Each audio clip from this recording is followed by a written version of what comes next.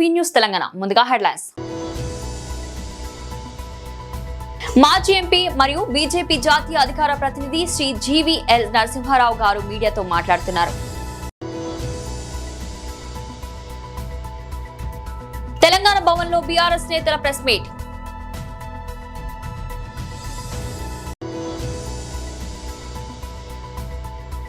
గుంటూరులో మాజీ మంత్రి అంబటి రాంబాబు గారి నివాసంలో ఆయన కుమార్తె ప్రెస్ మీట్.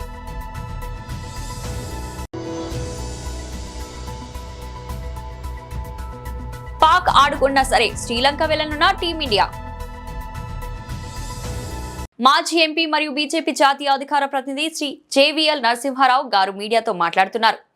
వేదికపై ఉన్నటువంటి పార్టీ నాయకులు, సహచరులు, ఈ పత్రికా సమావేశాన్ని విచ్చేసినటువంటి మీడియా ప్రతినిధులు అందరికీ స్వాగతం.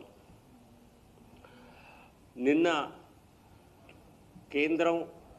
కేంద్ర ప్రభుత్వం ప్రవేశపెట్టినటువంటి బడ్జెట్ ప్రధానమంత్రి నరేంద్ర మోదీ గారి ఆర్థిక లక్ష్యాలు ఏవైతే ఉన్నాయో, భారతదేశాన్ని అగ్రగామి దేశంగా 2047 నాటికి ప్రపంచంలోనే అభివృద్ధి చెందే దేశంగా డెవలప్ చేయడానికి ఒక రకమైనటువంటి గట్టి పునాది వేసినటువంటి బడ్జెట్. గత 11 సంవత్సరాలుగా ఆర్థిక వ్యవస్థను పటిష్టం చేసి, గతంలో కాంగ్రెస్ పార్టీ అధికారంలో ఉన్న సమయంలో 11వ స్థానంలో ఉన్నటువంటి భారతదేశాన్ని 4వ అతిపెద్ద ఆర్థిక శక్తిగా 11 సంవత్సరాలు తిరగకుండానే ముందుకు తీసుకెళ్ళినటువంటి నరేంద్ర మోదీ వారి పటిమ గురించి ప్రపంచ దేశాలన్నీ కూడా, భారతదేశ ప్రజలు కూడా గుర్తిస్తున్నారు. అందుకే 3వసారి ప్రధానమంత్రి అవటమే కాకుండా వరుసగా ఆ తర్వాత జరిగిన ప్రతి ఎన్నికల్లో కూడా భారతీయ జనతా పార్టీ విజయం సాధిస్తుందంటే దీని వెనుక ప్రధానంగా భారతదేశ అభివృద్ధి, ప్రధాని నరేంద్ర మోదీ గారు నడిపిస్తున్నటువంటి విధానమే ప్రధాన కారణం. ఆత్మనిర్భర భారతదేశం ఈ బడ్జెట్లో చూసినట్లయితే అనేక రంగాల్లో ఎక్కడైతే మనం ఇప్పటికి కూడా దిగుమతులపై ఆధారపడుతున్నామో, ఇతర దేశాలపై మన ఉత్పత్తులు తయారు చేయడం కోసం కెమికల్స్ కానివ్వండి, అలాగే ఎలక్ట్రానిక్స్ రంగంలో కానివ్వండి, మనం వేటిపై డిపెండ్ అవుతున్నామో ఆ డిపెండెన్సీ తగ్గించుకొని ఆత్మనిర్భర భారతదేశంగా డెవలప్ చేయటం కోసం ఈ బడ్జెట్ రూపకల్పన చేయటం జరిగింది. ఈ బడ్జెట్లో యువతకి, మహిళలకి, రైతాంగానికి, పేదలకి అనేక రకమైనటువంటి వారికి మేలు చేకూర్చేటువంటి బడ్జెట్ని ఇవ్వటం జరిగింది. తెలంగాణ రాష్ట్రం కూడా, దక్షిణాది రాష్ట్రాలన్నీ, అందులో తెలంగాణ అభివృద్ధి పథంలో ముందుకు దూసుకుపోయే విధంగా అనేక ఆపర్చునిటీస్తో, అవకాశాలతో నిండినటువంటి బడ్జెట్ ఇది. కేవలం తెలంగాణ కాదు, మరో తెలుగు రాష్ట్రమైనటువంటి ఆంధ్రప్రదేశ్ కానివ్వండి, తమిళనాడు, కేరళ, ఈ రాష్ట్రాలన్నీ కూడా ఈ బడ్జెట్ నుంచి తమ ఆర్థిక అభివృద్ధి గ్రోత్ రేట్ ఏదైతే ఉందో దాన్ని పెంచుకోవటానికి అపారమైనటువంటి అవకాశాలు కల్పించినటువంటి బడ్జెట్. తెలంగాణ భవన్లో బీఆర్ఎస్ నేతల ప్రెస్ మీట్. దోపిడి దొంగలు కాంగ్రెస్, రేవంత్ రెడ్డి, వాళ్లకు సపోర్ట్ చేస్తున్న బీజేపీ నాయకులు కుట్రతో ఏర్పాటు చేసిన సిట్టు పోలీసులు ఇవాళ కేసీఆర్ గారిని విచారిస్తున్నారు. ఇది తెలంగాణ చరిత్రలో ఒక గొప్ప బాధతో నిజంగా తల వంచుకోవాల్సిన దుర్దినం. నిజంగా తెలంగాణ అంతా కూడా ఈరోజు శోక సముద్రంలో మునిగింది. మేము మొదటి నుంచి చెప్తున్నాం, కేసీఆర్ గారికి ఉన్న ధ్యాసంతా కేవలం తెలంగాణ. వారి శరీరంలో ప్రతి కణంలో కూడా తెలంగాణనే ఉంటుంది. వాళ్ళ మస్తిష్కంలో ఉన్న ప్రతి ఆలోచన కూడా తెలంగాణ గురించే తిరుగుతుంది తప్ప వేరే దాని గురించి కాదు. కానీ ఈ తరుణంలో ఈ ట్యాపింగ్ అనే దాన్ని ఒక ముందుకు తీసుకొచ్చి కాంగ్రెస్ నెరవేరని హామీలు ఇచ్చి తెలంగాణ ప్రజల మీద మత్తుమందు జల్లి వాళ్ళందరినీ మోసం చేసి అధికారం తీసుకొని పూర్తిగా పరిపాలన విఫలమై అదేవిధంగా తెలంగాణ రాష్ట్రాన్ని పట్టపగలే దోచుకుంటున్న ఈ తరుణంలో బీఆర్ఎస్ పార్టీ తెలంగాణ గొంతుకగా మారి ఈరోజు తెలంగాణ ప్రజలను రక్షించుకోవడానికి మరి పోరాడుతుంటే తెలంగాణ ప్రజల దృష్టి మరల్చనీకే తెలంగాణలో బీఆర్ఎస్ పార్టీ గొంతు నొక్కడానికి ఈరోజు మరి కాంగ్రెస్ ప్రభుత్వం ఈ సిట్ పేరు మీద ట్యాపింగ్ పేరు మీద అక్రమ కేసు పెట్టి ఈరోజు కేసీఆర్ గారి కుటుంబాన్ని వేధిస్తున్నారు. ఇది ముమ్మాటికి వాస్తవం. ఇలా కాంగ్రెస్ నాయకులు, ఇలా మంత్రులు వీళ్ళందరూ మాట్లాడుతున్నారు. అదేవిధంగా బీజేపీ నాయకులు, మంత్రులు మాట్లాడుతున్నారు. నేను అడుగుతున్నా, మీకు ఏ మాత్రం అర్హత లేదు, దీని మీద మాట్లాడే అర్హత లేదు. మీరు తెలంగాణను దోపిడీ చేస్తున్నారు. ఇలా మీరు జైల్లో ఉండాల్సిన వాళ్ళు ఇలా బయట ఉన్నారు. ఇలా మీ రేవంత్ రెడ్డి ఇలా ముఖ్యమంత్రి అంటే అది కేసీఆర్ భిక్ష అని చెప్పి గుర్తుపెట్టుకోవాల్సిన అవసరం ఇలా కాంగ్రెస్ నాయకులు, గాంధీ భవన్లో కూర్చొని మాట్లాడుతున్న కాంగ్రెస్ నాయకులకు తెలవాల్సిన అవసరం ఉన్నది. ఇలా సిట్టు చేస్తున్న పనికి రన్నింగ్ కామెంటరీ గాంధీ భవన్లో ఇస్తున్నారు, బీజేపీ ఆఫీసులు ఇస్తున్నారంటేనే తెలంగాణ ప్రజలు గుర్తుపెట్టుకోవాలి. మేము మొదటి నుంచి చెప్తున్నాం, ఈ కాంగ్రెస్ పార్టీ పుట్టక ముందు నుంచి, బీజేపీ పార్టీ పుట్టక ముందు నుంచి, ఈ దేశ చరిత్రలో స్వాతంత్రం రాకముందు నుంచి బ్రిటిష్ కాలంలోనే ట్యాపింగ్ చట్టబద్ధం అని చెప్పేసి ఇండియన్ టెలిగ్రాఫ్ యాక్ట్ 1885 తీసుకొచ్చింది.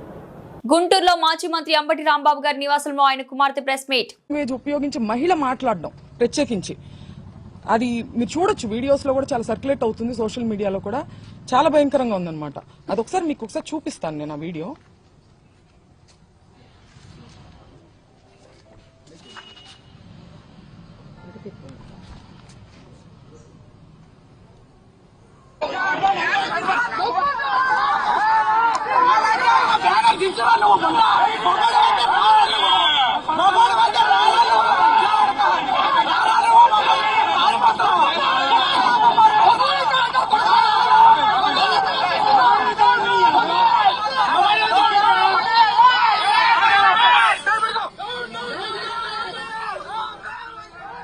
ఈవిడ ఒక మహిళ, ఆవిడ ఉపయోగించిన లాంగ్వేజ్ మీరు చూశారు. రెచ్చగొట్టి కావాలని ఎటువంటి పదజాలాన్ని ఇవాళ వాళ్ళు ఖండిస్తున్నారో అటువంటి పదజాలాన్ని ముందుగా ప్రథమంగా ఆయన మీద ప్రయోగించి ఆయన్ని రెచ్చగొట్టే ప్రయత్నం చేశారు. ఆ రెచ్చగొట్టిన ఆ హీట్ ఆఫ్ ద మూమెంట్ లో ఆయన ఒక రకంగా రియాక్ట్ అవడం జరిగింది. దాన్ని వెంటనే ప్రెస్ మీట్ పెట్టి, ఇంటికి వచ్చిన వెంటనే కూడా ఆయన ప్రెస్ మీట్ పెట్టి నేను అలా అనుండాల్సింది కాదు అని క్లియర్ గా ఆయన చెప్పారు. నేను అన్నది చంద్రబాబు గారిని కాదు, నేను నా మీద దాడికి వచ్చిన వాళ్ళని నేను అన్నాను. ఆయన ప్రజల చేత ఎన్నికవ్వబడినటువంటి సీఎం, ఆయన అనే ఉద్దేశం నాకు లేదు అని ఆయన వెంటనే చెప్పారు. ఇలా చెప్పే దమ్ము ఎవరికుందండి? ఇంతకు ముందు చంద్రబాబు నాయుడు గారు, నేను రాజకీయాలు మాట్లాడాలని కాదు, నేను ప్రత్యక్ష రాజకీయాల్లో లేను, ఈ సందర్భంలో అది ప్రస్తావించాల్సిన అవసరం ఉంది, దానికి ఒక ప్రాముఖ్యత ఉంది. చంద్రబాబు గారు ఒక పబ్లిక్ మీటింగ్ లో మాట్లాడుతూ జగన్ గారిని ఉద్దేశించి ఆయన ఒక మాట అనడం జరిగింది, నీ పుట్టుకే తప్పుడు పుట్టుక అని. ఇది హీట్ ఆఫ్ ద మూమెంట్ లో అన్న మాట కాదండి, చాలా ప్రిపేర్డ్ గా ఒక పబ్లిక్ మీటింగ్ లో ఆయన దీన్ని మాట్లాడారు. దాని గురించి ఆయన ప్రెస్ మీట్ పెట్టి నేను అలా అనుండాల్సింది కాదని ఎప్పుడైనా చెప్పారా? ఇలాంటి ఎగ్జాంపుల్స్ ఇంకా చాలా ఉన్నాయి. కానీ రాంబాబు గారు చెప్పారు, ఆయన అన్నది హీట్ ఆఫ్ ద మూమెంట్ లో, దాన్ని నేను అలా అనుండాల్సింది కాదని ఆయన చెప్పడం జరిగింది. చెప్పిన తరువాత కూడా నేను లీగల్ కాన్సిక్వెన్సెస్ ఫేస్ చేస్తాను, నేను ఎక్కడే ఉంటాను, నేను ఎక్కడికి పారిపోను అని చెప్పిన తర్వాత కూడా ఒక ప్రజాస్వామ్యంలో, ఒక గవర్నెన్స్, ఒక లా అండ్ ఆర్డర్ ఉన్న స్టేట్ లో పోలీసుని పూర్తిగా నిర్వీర్యం చేసి విపరీతమైన దాడులు చేశారు. ఆయన మీద యత్నం చేశారు. కత్తులు, కర్రలు. మా నాన్నగారు ప్రెస్ మీట్ ముగించుకుని ఆఫీసులోకి వెళ్లారు. ఇది అందరూ చూశారు అక్కడ, పోలీసులు, ప్రెస్ అందరికీ తెలుసు.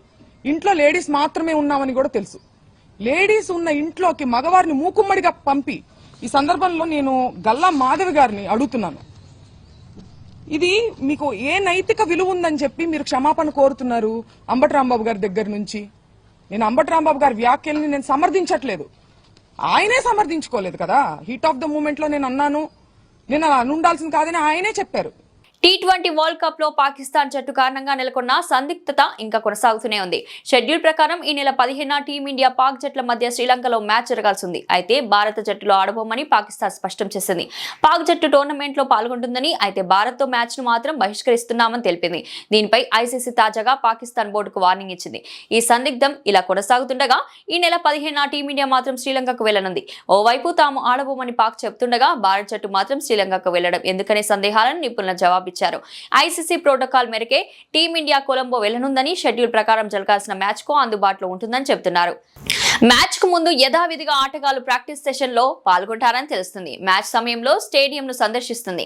పాకిస్తాన్ జట్టు మైదానంలోకి రాకపోతే మ్యాచ్ రిఫరీ మ్యాచ్ రద్దు చేస్తున్నట్లు ప్రకటిస్తాడు. భారత్ జట్టు ఈ మొత్తం ప్రక్రియ కోసం వేచి ఉండి వాకోవర్ పొందిన తర్వాత తిరిగి భారతదేశానికి తిరిగి వస్తుంది. కేంద్ర ప్రభుత్వం ప్రవేశపెట్టిన తాజా కేంద్ర బడ్జెట్ ను ప్రజా వ్యతిరేకం, తెలంగాణ ద్రోహ బడ్జెట్ గా ఆమ్ ఆద్మీ పార్టీ హైదరాబాద్ దోమలగూడ ప్రధాన కార్యాలయం తీవ్రంగా ఖండించింది. ఈ బడ్జెట్ దేశ చరిత్రలోనే అత్యంత నిరాశజనకమైన వరస్ట్ బడ్జెట్ గా మిగిలిపోతుందని ఏఏపీ నేతలు విమర్శించారు. విద్యా, వైద్యం వంటి మౌలిక రంగాలకు బడ్జెట్ తగిన ప్రాధాన్యం ఇవ్వకపోవడం ద్వారా కేంద్ర ప్రభుత్వ సామాన్య ప్రజలకు పూర్తిగా నిర్లక్ష్యం చేసిందని ఆరోపించారు. మొత్తం బడ్జెట్ లో విద్యా, వైద్యానికి కలిపి 5% కూడా కేటాయించకపోవడం దారుణమని పేర్కొన్నారు. ఇక తెలంగాణకు ఈ బడ్జెట్ లో గుండు సున్నా దక్కిందని ఆమ్ ఆద్మీ పార్టీ ఆగ్రహం వ్యక్తం చేసింది. కాజీపేట కోచ్ ఫ్యాక్టరీ, బయ్యారం ఉక్కు పరిశ్రమ వంటి విభజన హామీల ప్రాజెక్టుల ప్రస్తావనే లేకపోవడం తెలంగాణపై కేంద్రానికి ఉన్న వివక్షకు నిదర్శనమని తెలిపారు. మెట్రో ఫేజ్ 2 నిధులు, రీజనింగ్ రింగ్ రోడ్డు, రైల్వే లైన్లకు అనుమతులు ఇవ్వకుండా తెలంగాణ అభివృద్ధిని అడ్డుకుంటున్నారని ఆరోపించారు. తెలంగాణకు రావాల్సిన ఐఐఎం, నవోదయ కేంద్రీయ విద్యాలయాలు ఇప్పటికీ మంజూరు చేయలేదని గుర్తు చేశారు. ఈ తెలంగాణ ద్రోహ బడ్జెట్ కు వ్యతిరేకంగా రోడ్డెక్కి పోరాడతామని ఆమ్ ఆద్మీ పార్టీ తెలంగాణ రాష్ట్ర కన్వీనర్ హేమా సుదర్శన్ జిల్లోజు స్పష్టం చేశారు.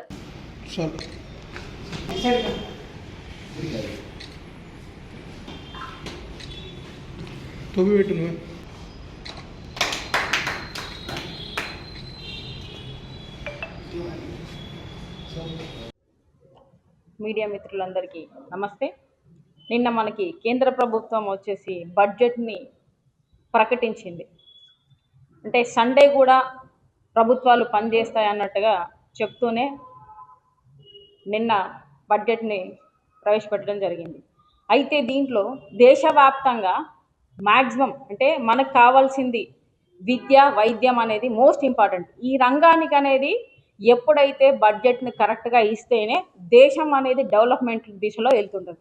దాన్ని మాత్రం పక్కకు పెట్టేసి ఎంతసేపటికి ఏ విధంగా ఇస్తారంటే మనకి దేశవ్యాప్తంగా వైద్య రంగానికి చూసుకుంటే ఈ విధంగా ఉంటుంది. ఎంత తక్కువ అంటే ప్రతిరోజు పాపులేషన్ పెరుగుతూనే ఉంటుంది. ఆ టైంలలో వచ్చేసి వైద్యానికి ఇంత అంటే పెంచడంలో ఎంత మ్యాక్సిమం వచ్చేసి మొత్తానికి విద్యా వైద్య రంగాన్ని కలిపి 5% అంటే విద్యకు వచ్చేసి మ్యాక్సిమం 1.5, సో 2 మధ్యలో ఉంటుంది. మిగతాది వైద్యానికి పెట్టుకుంటే ఈ టైప్లో మనకి ఎంత 2022-23 చూసుకుంటే 86,000, 89,000, 90, 99,851, 1,65,000 రూపీస్ ఇట్లా పెడుతున్నారు. అంటే రోజు రోజుకి మనకి హెల్త్ ఇష్యూస్ వస్తున్నాయి. ఆ పొల్యూషన్ ఏమవుతుంది, హెల్త్ ఇష్యూస్ రోజు రోజు పెరుగుతున్నాయి. మరి ఈ విధంగా ఇంత తక్కువ బడ్జెట్ ఇస్తే అంటే దేశంలో జనాలు ఏ విధంగా వచ్చేసి వాళ్ళ హెల్త్ని కాపాడుకుంటే ట్యాక్సులు కడతారు కదా. సో ఆ విధంగా చూసుకుంటే దాంట్లో వైద్య రంగంలో కూడా బడ్జెట్ ఇచ్చే దాంట్లో ఫెయిల్ అయిపోయింది కేంద్ర ప్రభుత్వం. విద్యా రంగానికి కూడా చూసుకుంటే ఈ విధంగా మనకి అంకెలలో చూసుకుంటే కూడా పెంచింది ఎంతవరకు పెంచుతున్నారు, మ్యాక్సిమం 1000ల్లో పెంచుతున్నారు. 2,000, 3,000, 4,000 ఈ విధంగా విద్యా రంగాన్ని కూడా ఈ విధంగా పెంచుతుంటే దేశంలో ప్రజలు చదువుకోవాలి, యువత చదువుకుంటేనే వచ్చేసి వాళ్ళకి జాబ్స్ వస్తాయి, మళ్ళీ వాళ్ళు ట్యాక్సులు కడతారు. వీళ్ళకే మీరు వచ్చేసి బడ్జెట్లో వచ్చేసి వాళ్ళకి ప్రత్యేకంగా బడ్జెట్ సహకరించకపోతే మీరు ఏ విధంగా వచ్చేసి గవర్నమెంట్ని కానీ మన దేశాన్ని కానీ డెవలప్మెంట్ దిశలో తీసుకెళ్తారు? సో ఈ విధంగా ఉంది ఈ కేంద్ర ప్రభుత్వం దాంట్లో. ఇప్పుడు మన తెలంగాణకి చూసుకుంటే కేంద్ర ప్రభుత్వం సమర్పించింది ఏమున్నది అంటే పెద్ద గుండు సున్నా మాత్రమే, ఏమీ లేదు అక్కడ. తెలంగాణ బడ్జెట్, తెలంగాణ రాష్ట్రంలో అత్యధికంగా ట్యాక్స్ అనేది పే చేస్తుంటుంది కేంద్రానికి, కానీ ఇచ్చేటప్పుడు మాత్రం మనకి పెద్ద గుండు సున్నా మాత్రమే ఇస్తున్నారు తప్ప కేంద్ర ప్రభుత్వం తెలంగాణకు బడ్జెట్ విషయంలో వచ్చేసి మనల్ని మొత్తానికే పక్కదోవ పట్టించేసి మనల్ని జీరో అనే టైప్లో చూపెడుతున్నారు. ఈ విధంగా ఉంది కేంద్ర ప్రభుత్వాన్ని. ఈరోజు మళ్ళీ నెక్స్ట్ ఏం చేస్తా, కాజీపేట కోచ్ ఫ్యాక్టరీ, బయ్యారం దాంట్లో చూస్తే ఆ ఫ్యాక్టరీకి సంబంధించింది కూడా ఏమీ మాట్లాడలేదు. అంటే ఫ్యాక్టరీ, ఆ కోచ్ ఫ్యాక్టరీ అనేది అన్ని రకాలుగా పరిశ్రమలకు సంబంధించింది దాని గురించి ఏం మాట్లాడలేదు బడ్జెట్లో. వైద్య రంగానికి సంబంధించి మాట్లాడలేదు, విద్యా రంగానికి గురించి మాట్లాడలేదు. అలాగే ఇటు చూసుకుంటే వచ్చేసి మనకి రోజు రోజుకి నిత్యావసర వస్తువులు పెరుగుతున్నాయి. సామాన్య మానవుడికి, సామాన్య ప్రజలకి కేంద్ర ప్రభుత్వం ఇచ్చింది మాత్రం గుండు సున్నా హైక్ రేట్లు మాత్రమే. ఇప్పుడున్న పరిస్థితులలో రోజు రోజుకి నిత్యావసర వస్తువులు ధరలు పెరుగుతున్నాయి. కూరగాయల దగ్గర నుంచి మనం వాడే సోపు, పేస్ట్ అన్నింటి దగ్గర నుంచి పెంచుతున్నారు. చాక్లెట్ దగ్గర నుంచి పెద్ద ఎత్తులో పెరుగుతూనే ఉన్నాయి. సామాన్యుడికి మీరు వచ్చేసి వాళ్లకు బెనిఫిట్స్ ఇవ్వకుండా మీరు ఏ విధంగా మన రాష్ట్రాలను డెవలప్ చేస్తారు, దేశాన్ని డెవలప్ చేస్తారని చెప్పేసి మేము ఆమ్ ఆద్మీ పార్టీ నుంచి అడుగుతున్నాం. అదే విధంగా చూసుకుంటే మనకి తెలంగాణలో ఐఐఎం తీసుకురావాలని చెప్పి తెలంగాణలో రావాల్సింది అక్కడెక్కడో బీహార్లో అని చెప్పి తీసుకున్నారు. 16 నవోదయ విద్యాలయాలు, 9 కేంద్రీయ విద్యాలయాలు ఇలాంటివి వచ్చేసి హైదరాబాద్లో తీసుకురావాల్సింది, తెలంగాణలో తీసుకురావాల్సింది. దీని మీద ఊసెత్తట్లే. అలాగే రోడ్లు కానీ ప్రాజెక్టులన్నీ తెలంగాణలో నిలిచిపోయిన ప్రాజెక్టుల గురించి దాని గురించి ఊసే ఎత్తారు. ఏమైనా అంటే దాంట్లో మహిళలకు సంబంధించింది ఏమన్నా చేశారా ప్రాజెక్టులో వచ్చి బడ్జెట్లో? అది చేయలేదు. అలాగే వ్యవసాయానికి సంబంధించి రైతులకు ఏమైనా చేశారా? అది చేయలేదు. మరి సామాన్య మానవుడికి చేయట్లేదు, ఇటు రైతులకు చేయట్లేదు, ఇటు మహిళలకు చేయట్లేదు. మరి ఈ బడ్జెట్ దేనికోసము? ఇప్పుడు ఉన్న సిచ్యువేషన్లో నిన్న ఏం చెప్పారు? కొన్ని ఎలక్షన్స్ ఉన్నాయి కాబట్టి ఆ ఎలక్షన్స్ మీద ప్రేమ గుట్టేసి మనోళ్ళు ఏం చేశారంటే రైలు ఏంటిది వందే భారత్ రైలు వచ్చేసి మేము దాంట్లో 7 కోచెస్ ట్రాక్స్ ఇవ్వడానికి అలా చేసేసి వందే భారత్ ట్రైన్లో వచ్చేసి Hyderabad to Bengaluru, Hyderabad to Pune, Hyderabad to Tamil Nadu అని చెప్పేసి ఇలా తీసుకొస్తున్నారు. ఫోన్ ట్యాపింగ్ వ్యవహారంలో భాగంగా మాజీ ముఖ్యమంత్రి కేసీఆర్ ను సిట్ విచారణకు హాజరు కావాలని పిలవడంతో రాష్ట్ర వ్యాప్తంగా నిరసనలు కొనసాగుతున్నాయి. ఈ నేపథ్యంలో వరంగల్ పశ్చిమ నియోజకవర్గ ఎమ్మెల్యే నాయని రాజేందర్ రెడ్డి స్పందించారు. నోటీసులు పంపినంత మాత్రాన ఇంత గందరగోళం ఎందుకు జరుగుతుందని ప్రశ్నించారు. తప్పు చేయని వారు అయితే రాస్తారోకల్ నిరసనలు అవసరమా అని అన్నారు. సిట్ ముందు హాజరై అడిగిన ప్రశ్నలకు సమాధానం చెప్పి నిజాయితీ నిరూపించుకోవాలని సూచించారు. గతంలో విచారణ లేకుండా కేసులు పెట్టి జైలుకు పంపిన సందర్భాలు ఉన్నాయని గుర్తు చేశారు. నిరసనతో అబద్ధాలు నిజాలు కావని వ్యాఖ్యానించారు. చట్ట పరిధిలోని అధికారులు ముందుకు వెళ్లాలని విజ్ఞప్తి చేశారు. ఇంత వయసున్న ఆలోచన విధానం ఇదేనా అని విమర్శించారు. ప్రజలు కపట వేషాలను నమ్మవద్దని పిలుపునిచ్చారు. చట్టంలో ఉన్నప్పుడు తప్పు చేస్తే ఎంతటి వారినైనా ఉపేక్షించలేదని స్పష్టం చేశారు. సిటీకి ఏం జరిగిందో వాళ్ళు అడిగిన ప్రశ్నలు చెప్పి నీ నిజ స్వరూపాన్ని, నీ నిజాయితీని తెలియజేసుకో. అంతేగాని ఈ ర్యాలీలు, ధర్నాలు, ఈ న్యూసెన్స్ ఇవన్నీ పెట్టి ప్రజలు డైవర్ట్ చేసి సింపతి పొందటానికి వీళ్ళు చేసేది అన్ని చేస్తూనే ఉన్నారు కదా. ఇంకా బుద్ధి రాకుండా నిన్న కూడా ఆ కౌశిక్ రెడ్డి అది ఏంటిది, అది అధికారుల మీద దాడి లేనిది, దౌర్జన్యాలు లేనిది. అంటే మీరు ఏమి చేసినా చూసుకుంటూ విచారణ విలువద్దు. మీరేమన్నా మీదికెళ్ళి ఊడిపడ్డారా? మీకు దేని గురించి చేయాలి? నోటీస్ ఇస్తానని బట్టలు చెప్పుకుంటున్నారే. మరి గతంలో ఇంత మందిని లోపటించినప్పుడు గుర్తు రాలేదు, సోయి రాలే, మేము వచ్చి నిరూపించుకోలేమా నిజాయితీని? అది వదిలిపెట్టి ఈ రాధాంతం ఏంది, టీవీలలో ఈ న్యూస్ ఏంటి, ఇక్కడ బయట తీసుకొచ్చి ప్రజలను తీసుకొచ్చి నిరసన తెలిపితే నీ అన్ని మాఫ్ అవుతాయా? చేసిన పాపాలన్నీ పోతాయా? అధికారులకు కూడా విజ్ఞప్తి, దయచేసి ఇలాంటి వాళ్ళని క్షమించకండి. మీ యొక్క వృత్తిపరమైన న్యాయమైనది ఏది ఉంటే అది చేయవలసిందిగా విజ్ఞప్తి చేస్తున్నా. దేనికంటే దీంట్లో వీళ్ళు చేసే తప్పులు, మంది మార్బల్ నేర్చుకుని దాడిలు, దౌర్జన్యాలు, తిరగబాటు చేసినట్టు మాట్లాడి ఏమనంటే ఉద్యమం దానికో పేరు పెట్టి చేసేటి అన్ని దొంగతనాలు, పేర్లు, ఉద్యమాలు. ఏమయ్యా ఇది? ఏమైనా పద్ధతేనా ఇది? వయసు పెరిగింది, 80,000 పుస్తకాలు చదివిన అంటున్నావు. ఇదేనా మీరు చేసే పని? ఇదేనా నీ రెచ్చగొట్టడం, తెలంగాణ తగలబెట్టడం అనేది?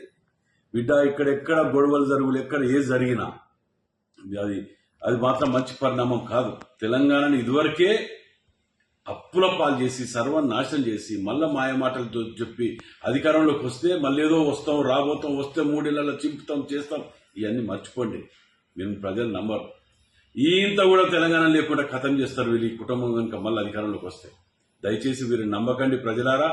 వీరు చేసిన పాపాలు అన్ని పండినాయి, అవి చివరి దశకు వచ్చినాయి. కాబట్టి ఇక ఆ దోచుకున్న డబ్బుతోటి మందబలం చూపించి ఎట్లా పడితే అట్లా మాట్లాడితే వీళ్ళు చేసిన పాపాలన్నీ పోతే అనుకుంటున్నారు. ఇలా సొంత బిడ్డ చెప్పినా బుద్ధి రావట్లేదంటే ఇంకా వీరికి ఎవరు చెప్తే బుద్ధి వస్తుందో అర్థం చేసుకోవాలని విజ్ఞప్తి చేస్తున్నారు. సీనియర్ నటుడు రాజేంద్ర ప్రసాద్ ప్రధాన పాత్రలో నటిస్తున్న Panchali Panchabharth cinema teaser Telangana cinematography శాఖ మంత్రి కోమటిరెడ్డి వెంకటరెడ్డి ఆవిష్కరించారు. హైదరాబాద్ లో జరిగిన ఈ కార్యక్రమంలో ఆయన ముఖ్య అతిథిగా పాల్గొన్నారు. ఈ సందర్భంగా మంత్రి కోమటిరెడ్డి మాట్లాడుతూ హాస్యం ఒక మంచి ఔషధం లాంటిదని, అపహాస్యం కాకుండా ఆరోగ్యకరమైన హాస్యంతో ప్రేక్షకులను అలరించే ప్రయత్నం చేయడాన్ని అభినందించారు. ముఖ్యమంత్రి రేవంత్ రెడ్డి గారి నాయకత్వంలో ప్రజాప్రభుత్వం ఎల్లప్పుడూ సినీ పరిశ్రమ అభివృద్ధికి, సినీ కార్మికుల సంక్షేమానికి అండగా ఉంటుందని ఆయన హామీ ఇచ్చారు. చిత్ర నిర్మాణ బృందానికి మంత్రి తన హృదయపూర్వక శుభాకాంక్షలు తెలిపారు. ఈ చిత్రానికి గంగా సప్తశిఖర రచన మరియు దర్శకత్వం వహిస్తున్నారు. వెంకట దుగ్గిరెడ్డి నిర్మాతగా, శ్రీకాంత్ శెట్టివారి, సాయినాథ్ మన్యం సహా నిర్మాతలుగా royal throne productions Om Sai Ram arts banner పై తెరకెక్కనుంది. ఈ చిత్రంలో రాజేంద్ర ప్రసాద్ తో పాటు రోల్ రైడా చెమ్ని సురేష్, పృథ్వీరాజ్, శ్రీకాంత్, అయ్యంగార్, సరీహ్ పర్, రూపలక్ష్మి, రాజ్ పవన్, రవిరెడ్డి, జబర్దస్త్ నవీన్ తదితరులు కీలక పాత్రలు పోషిస్తున్నారు. బాబీ కేఎస్ఆర్ కథ అందించగా రాజ్ పవన్ స్క్రిప్ట్ ను సమకూర్చారు. మహేష్ నారాయణ, అభిషేక్ సంగీతం అందిస్తుండగా కేవీ ప్రసాద్ సినిమాటోగ్రాఫర్లుగా, జానీ భాషా ఎడిటర్ గా వ్యవహరిస్తున్నారు. బులెటిన్ ముగించే ముందు హెడ్లైన్స్ మరోసారి. మాజీ ఎంపీ మరియు బీజేపీ జాతీయ అధికార ప్రతినిధి శ్రీ జీవీఎల్ నరసింహారావు గారు మీడియాతో మాట్లాడుతున్నారు. తెలంగాణ భవన్ లో బీఆర్ఎస్ నేతల ప్రెస్ మీట్.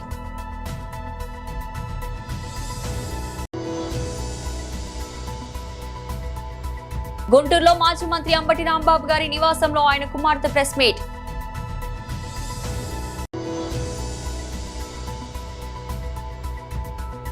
పాక్ ఆడుకున్నా సరే శ్రీలంక వెళ్లనున్న టీమిండియా. ఇది ఈ రోజు బులెటిన్. మరో బులెటిన్ లో మళ్ళీ కలుద్దాం. అంతవరకు సెలవు.